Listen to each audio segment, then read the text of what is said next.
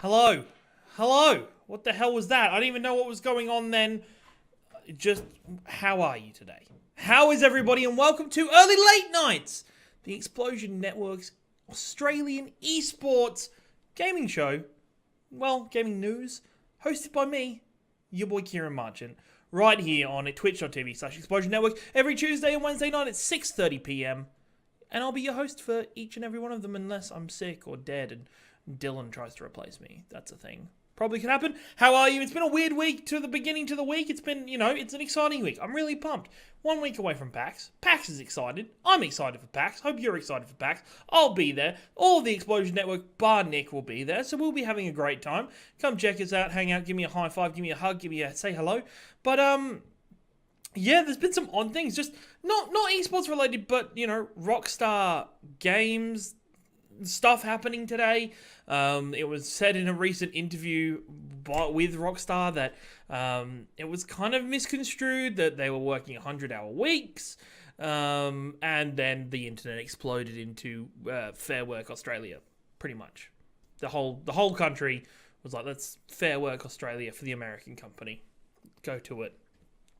But that was kind of cleared up. The writers came out. It was just a writers thing. It was their own choice. They do it for a week to get it out, and hey, it's what it is. We can't really, you can't say too much. It's probably not the first time that any studio's worked 100-hour weeks. Probably not the first time, I've probably worked 100-hour weeks before, because, no, I've never worked a 100-hour week. That'd be ridiculous. That'd be crazy. Are there even 100 hours in a week? Nah, let's not even think about that. As we go into it as well, coming up, it's probably one of the least hyped games probably the coming is Hitman 2 begins very quickly in a couple weeks time. I'm really excited. The Hitman game that was released last year was fucking amazing, with its episodic format and its map style and its continued support by the companies were amazing. So get involved with that. Getting excited for Hitman 2. Make sure you remember that Spider-Man DLC comes out October 23rd. So download that shit. If you played Spider-Man, you love Spider-Man, October 23rd, it'll be there. You'll be chasing after Black Cat. I almost called her Selena Kyle, but that's like the same character, but DC. But we won't get into that shenanigans. We won't get there. It's fine. It's all a bit. Really, it honestly is. And of course, PlayStation fans are rejoicing as the up-and-coming PSN update with the name changes is it coming. It's baffling to even think that it could be a thing. It's baffling that people still don't have name changes on that console, but whatever. It's coming in the future. Tonight's show is action-packed. League of Legends World Championships are going on right as we speak. Well, they start soon. 7 o'clock will be the first match for today, but they've been going on. There's been some fantastic stories come out of the Group A and Group B stages that have already kicked off and finished. So I'll give you the full rundown of that. We'll be discussing Overwatch League Season 1. We'll be looking back at it, saying what worked, what didn't work, what are we expecting for Overwatch League Season 2. I'm pretty excited for it. I hope you are as well.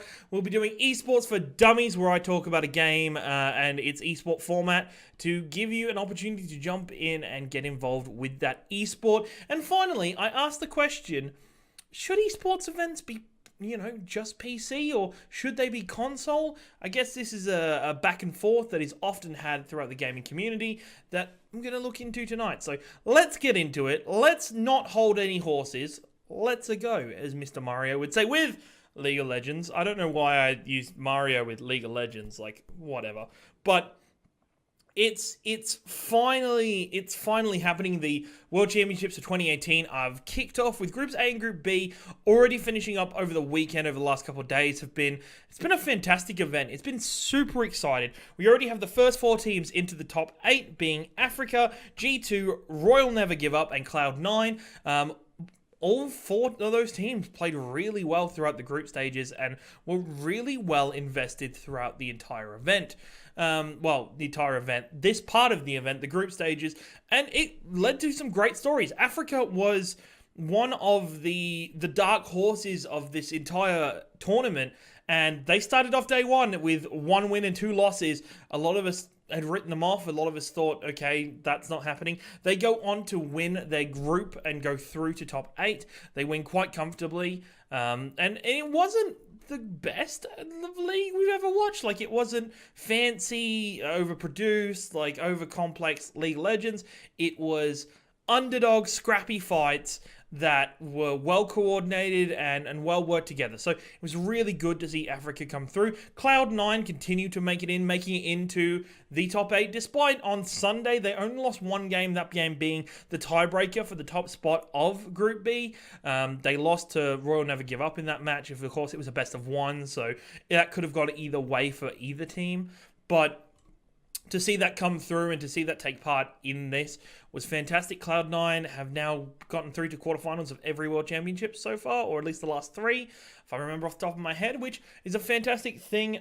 We've definitely enjoyed seeing G2 and Cloud9, as well as Royal Never Give Up and Africa, all making it through, and they get a bit of a break now to sit back and relax and watch Group C and Group D and check out the competition there, because it's heating up, and it's been interesting. The big shock really was Gen.G falling out of the whole group stages and falling out of the tournament. They were last year's world champions, and they rapidly went out in a 1-5, winning only 17% of their games. It was ridiculous to see this team kind of fall from grace and crash down to earth into this position of unsurety and not being able to perfectly, make a run at the actual play for League. And it's been really interesting to see that change. They are the first South Korean team to ever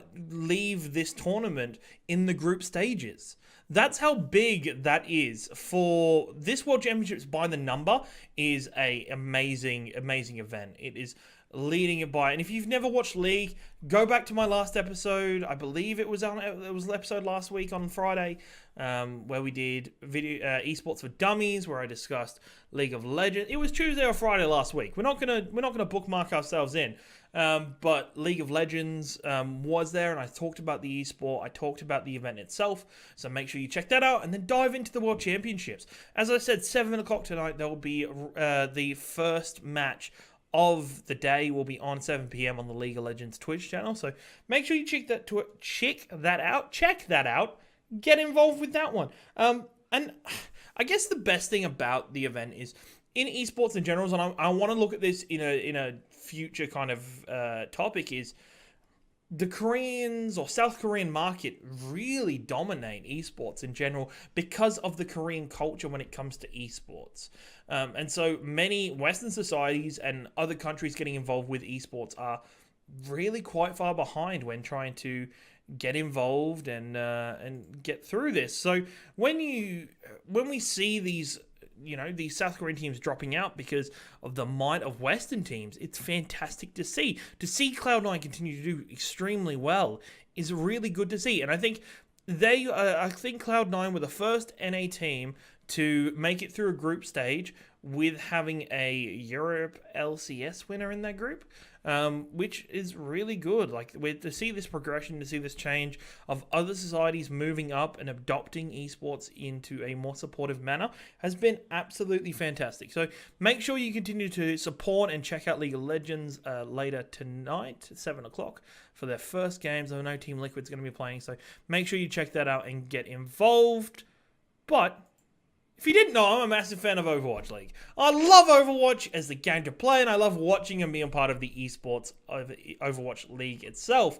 Overwatch League had its first season this year, running over 4 stages of intense 40 games across the entire year were played for each team. It led to some pretty fantastic highlights. It led to some great moments. It led to people really appreciating and accepting different players into their teams and watching their teams grow. I think we started off the season with a little bit unbalanced. I think there was maybe a heavy cut of maybe the top however many teams, top 8 teams, and then the teams below that cut were not reaching the margin. And that surprised people, with Dallas Fuel having such a rocky beginning and such a rocky start, coming from Team Envy originally, and then not meshing, having internal problems. Of course, XQC getting banned twice and then getting asked to leave the team. Effect having his own problems with the team, and that led to them taking some time to come back. We saw a better Dallas Fuel in stage 3 and 4. We saw an amazing Dallas Fuel in 3 and 4, so I'm sure we will see a lot more of it. I'm sure we'll get an exciting event coming from the future of Overwatch League. But as the Overwatch League progressed, we saw more of these teams stepping up. LA Valiant and LA Gladiators gave us some of the best Overwatch we've ever seen. And, you know, Gladiators especially had one of the rougher beginnings. They didn't quite have a top team, and then they brought in the Korean player Fisher, and he stomped and was amazing. And he brought that team together and fit it into a really neat package of cooperation and teamwork, and brought that team to another level. It was nice to see, and still bad to see, that without Fisher in playoffs, there was still hope for LA Gladiators. And I think with the signings that are looked to be made for Season 2 with Decay, Gladiators are looking really good for another season of Overwatch League. What we learned from the year was that a lot of people are a little bit... I think Overwatch, because it's such a new game in terms of an esport, that it had to find its feet quite a lot. With all the games currently being played in Burbank, in Los Angeles, in the one stadium, easy for, you know, the broadcasters to get involved and to shoot and to learn, and easy for Blizzard to keep an eye on it and keep it maintained, that I think this is a really good starting point for next season. But next season is going to flip the script completely. Teams have found that smaller rosters are better. They started with full 12-man rosters as recommended by the Overwatch League. That quickly started to shrink down into 7 or 8 member rosters, with you having your core 6 players playing a majority of the time. And it's really interesting to see now. Season 2, with the incoming later this year, there will be pre-season in December, and going into the start of the Overwatch League in February, where teams will start playing in their Atlantic or Pacific Division, but also playing in their own stadiums, in their own cities. At the minute, a lot of teams and a lot of players have had to relocate to LA, to live in LA and to work in LA, and then they're going to split up and they're going to move forward with that development. And so to see that now with the future of Overwatch League is amazing to see that change. We're going to see the effect of home crowd advantages going to have on players.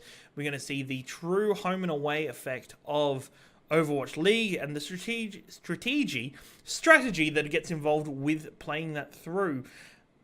I'm really excited. We're already getting more and more player trades and player transfers and new players being added. We got 8 new teams. I'm going to say 8. It feels like 8. I'm going to say 8 new teams. 8 new teams joining the rosters, with 3 Chinese teams, Atlanta team, Washington, Paris. It's going to be fantastic to see its evolution and growth. And to see more players getting an opportunity from Overwatch contenders to come up into Overwatch League and give us the best possible Overwatch that we could ask for and desire. Now, my overall interest, the interesting thing was for me for Overwatch League was that preseason had no bearing on the rest of the Overwatch League. Overwatch League, the preseason, Shanghai Dragons were rough, but they were still winning games. Teams were still coming together, and we didn't really see the truth of what the league was going to be until I'm going to get stage 2, end of stage 2, start of stage 3, where everything started to come together and players started to build upon their rosters, build upon their teamwork, find better ways to train. We had, of course, terrible stories with players having to leave rosters for various reasons or be dropped from teams. It led to some interesting changes in the league ladders.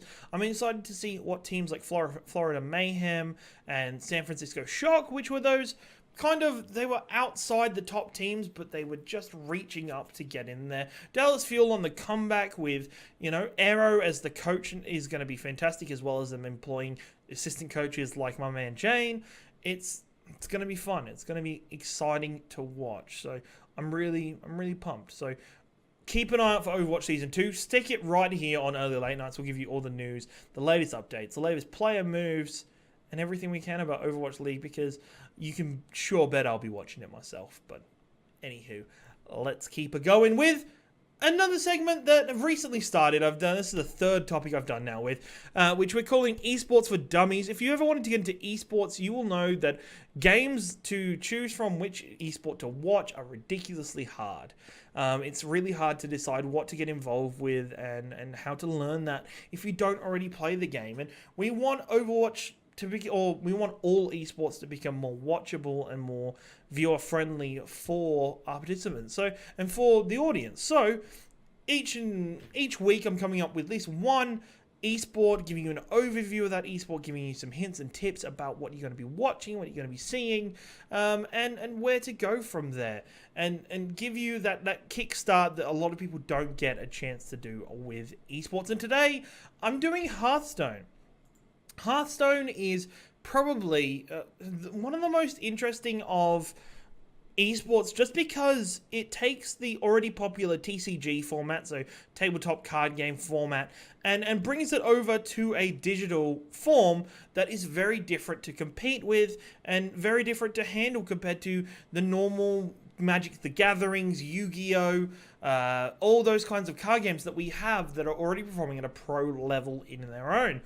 Now, Hearthstone is a game developed by Blizzard, where players are given the option of picking one of 9 classes to build a deck for that class of digital cards. Each digital card has their own abilities, have their own attack and defense, have their own different way they can affect the game, as well as each class having access to an overall set of cards. There is also individual cards for each class having their own abilities, own tactics to use. Now, players get one mana crystal at least automatically at the start of every turn, and you use those mana crystals to cast characters or spells on the board as you go. And for me, Hearthstone is interesting because of these 9 classes, because of being able to interact with a variety of different characters and having different decks being built from similar classes is extremely interesting to watch, and to see these players come into it with a vast variety of knowledge of not only their own decks but other decks that enemies will be playing is really interesting to watch and get involved with. Now, players can join in Hearthstone esports events with 3 decks that you get in a match. You can choose 3 decks, and throughout the match they're generally either best of 3 or best of 5. In different formats, there are different rules. We're going to stick to probably the main format, which is Conquest, which is you have your 3 decks. If you lose with a deck, you can't play that deck next game. If you win with a deck, you can't use that deck again in the best of 5. So you go into each match knowing exactly which decks your opponent's going to be playing, well, at least which classes they're going to be playing, and you know which decks you bring along. You get to craft the metagame around what deck to use in what situation. Players don't really get an advantage. They do pick their decks at the same time, so there's a lot of back and forth, to and fro of when do we pick what deck? How do we interact with the other decks? Am I going to be really weak if I end up facing one of their decks or not? And it's really interesting to see that change and that procedure. So players play throughout several Hearthstone tournaments and playoffs to garner points to get invitations to their overall playoff or championship for the end of the year. The Hearthstone is split up into 4 seasons each year, with the 4 season finishing at BlizzCon each year, with players getting more and more involved. They have to gather the points through their own play in events, getting to as many events as they can. If you are in what is the overall ladders of, if you're in the top 4, you'll get an automatic invitation to the up-and-coming World Championships, and the rest have to fight their way through in group stages and playoffs. Now, for Hearthstone players, it's interesting to know that they still play in teams. There are still Team Liquid, there are still your IGs. Your teams that are involved in pretty much every other esports are still involved. Players are incentivized to continue to win on behalf of their team. The top team for the year gets a cash benefit for each player, which is really good to incentivize teamwork and team building of decks.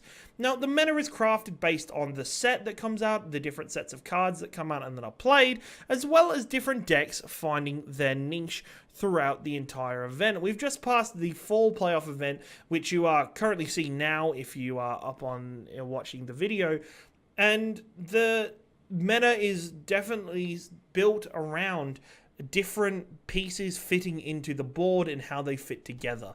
For me, I really enjoy watching and playing Hearthstone just because of the level of knowledge and complexity that players need to have to play at such a high level. They need to understand every card, how it will work, and it's playing chess with dynamite a lot of the times, with how different cards you can play can backfire you quite rapidly. We're going to be seeing, I spoke about last Friday, with MTG Arena coming out in beta currently. Is that going to be a rival to this? And it's going to make it really interesting to see how Hearthstone and Blizzard continues to shape this game up to compete with MTG Arena as that builds and gains a following. Are they going to start putting in more cards that are like more counterspells or more interactions with other players on their turn? That's my biggest one, is being able to play cards in your opponent's turn. To mess with them would be fantastic, like the instant and sorcery system of Magic the Gathering, but we'll see more and more of that coming. Keep your eyes open. We are leading into BlizzCon at the start of November, so World Championships will be happening. So make sure you keep an eye out for that. We'll have all the latest right here on the channel about the World Championships, as well as everything going on across the Hearthstone world. Now, esports in general are interesting beings, in my opinion. They're interesting in the fact that a lot of esports are built around the machine that is used to run them. A lot of communities, even though they're on different consoles, different PCs, like they're not different PCs, but they're either on PC or on console. And a lot of events are built around playing with that particular device. Now, normally, most high-level esports, so your Overwatches, your Counter-Strikes, your StarCrafts are all played on PC because of the ability and accuracy that the PC allows for its players. Even though there are console versions of some of these games out now, there's really not that regularly any events for them in the esports scene, because a lot of people are not looked down upon, but the skill level of those games is not to the point of a PC player. Because Overwatch, you will find a PC player more accurate and more have the more ability to pull off complex maneuvers using a mouse and keyboard compared to those who are using a controller. And I think we're now getting to the point in the world where console gaming is turning slowly more and more into a PC, because you're going to be using keyboards and mouses. You can use a keyboard and mouse support for both consoles coming out. And so players from those using keyboards and mouses on consoles are going to start being paired up against PC players with the crossplay coming of Fortnite, and with the future cross-pollination of maybe even Overwatch, but I think that would be a bit crazy. Now, to see that evolution, and if you look over at your Call of Duties, your FIFA, these are games that are built around having esports on a particular console. So I know PlayStation pays for some kind of exclusivity with Call of Duty, so you'll generally find that Call of Duty tournaments will be played on their PlayStations. FIFA, another game that has some kind of exclusivity along with PlayStation, continues to play their games on PlayStation. Now, it's interesting to see this and interesting to see the growth of those communities, but you never really consider those games to be in the top echelon of esports. When you think the top echelon of esports, you're thinking StarCraft, Counter-Strike, Dota 2, you're thinking League of Legends, Overwatch. Those games that have a thriving community and thriving support for their game, as well as the developers looking more and more at the esports side of it and building for that competitive nature. Whereas with your FIFAs especially, the game is not entirely built for that purpose. The developers are supporting it more and more, but they're bringing it in slowly. And to see these, you'll find if you ask FIFA players that they're going to play on console because it's easily accessible to them, it's easy to use, and majority of players don't have the ability to have a PC that's going to run these games. Now, what we'll find in the coming years is that PCs are going to become more and more accessible for players, and also consoles are just turning more and more into just PCs with like the same kind of systems. And to be honest, I find it very stupid at times that games are locked in on one console, or we're forced to choose console to play. Why don't we have one box with streaming services like your Netflix, like your Hulu, on them, and make them available for people, make it easier for them to use and play, but still generate that usage, so we don't have to have 4 different freaking consoles hooked up through Elgato. We don't have to do that. And I think PC is the way to go for esports. I think PC is the easiest way to set things up. Even though consoles are there, console is very limited with the integration and the settings that you can use to increase the efficiency. No, to increase the production of your tournament. A lot of people, console, lol, or they'll be like, PC master races. Shouldn't you be updating your drivers there? Oh my goodness, that's terrible, but it's the truth. It's pretty much the truth anyway. So it's where we're up to in the world now. It's interesting to see this progression and this attitude to PC and console, and both have their communities, don't get me wrong, but when it comes to competitive play, you want to have the best possible experience for your players so they can give you the best possible experience in the game and the best possible watching. I think you wouldn't want to watch... let's take a conventional sport, let's say soccer. You don't want to watch soccer on a pitch that is crap. You don't want to watch it on an uneven pitch, or where the goals are in disrepair, or the pitch is in incorrect shape for the game. It would limit it. It would stop players from showing you the very best that they have, and it's restrictive. And we're seeing that more and more as consoles continue to grow. So, in my opinion, PC is the homeland, the motherland for these games. And I think if games like FIFA, maybe not FIFA, but if games like Call of Duty moved over to PC mainly, we would see an increase in the gameplay standard, and we'd also see an increase in the viewership for those games. Even though Call of Duty is a massive worldwide game, its esport is not widely viewed as compared to your Counter-Strikes or your Overwatches. Now, bring that to PC, get people more involved. Yeah, and Tranky would correct me and say football, but whatever. Get more involved with the event, and I think there is a lifeline for those games to transition to a PC-based community. Now, if that's going to take a year, 2 years, 3 years, we'll wait and see, but I think it is the route that these games do need to take to become viable esports for their players. Now, that is all I have time for tonight. Thank you very much for joining me. I've been Ciaran Marchant, your host of Early Late Nights, the Explosion Network's Australian esports news show, right here on twitch.tv/Explosion Network. Make sure you do a follow. Make sure you tick it so you get notifications when the channel goes live. Please feel free to join us live each and every week on Tuesday and Friday at 6:30 p.m. Australian Eastern Daylight Time. You will get a whole range of esports news, maybe a bit of gaming news every now and then, but make sure you stay tuned. But if you can't come live, that's completely fine.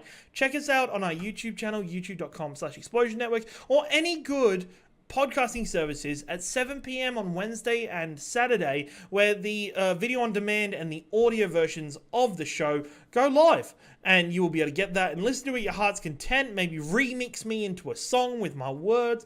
I'll give you a boom, boom, boom, boom, remix that for me, and I'll, send it to me. If you want to send me stuff, Ciaran@explosionnetwork.com is my email if you want to get involved with the show, as well as @YourBoyRingo on Twitter is my main social where you can find me and yell at me for anything. If you want to keep up with all Explosion Network things, check us out on the Explosion Network Twitter @ExplosionPod, and our website, explosionnetwork.com, where you can find a whole range of podcasts, articles, reviews, and random bits of fun. Thank you very much for joining me. I hope you have a fantastic rest of your week. I'll see you on Friday. And remember, never say GG until the game's done. Have a good night.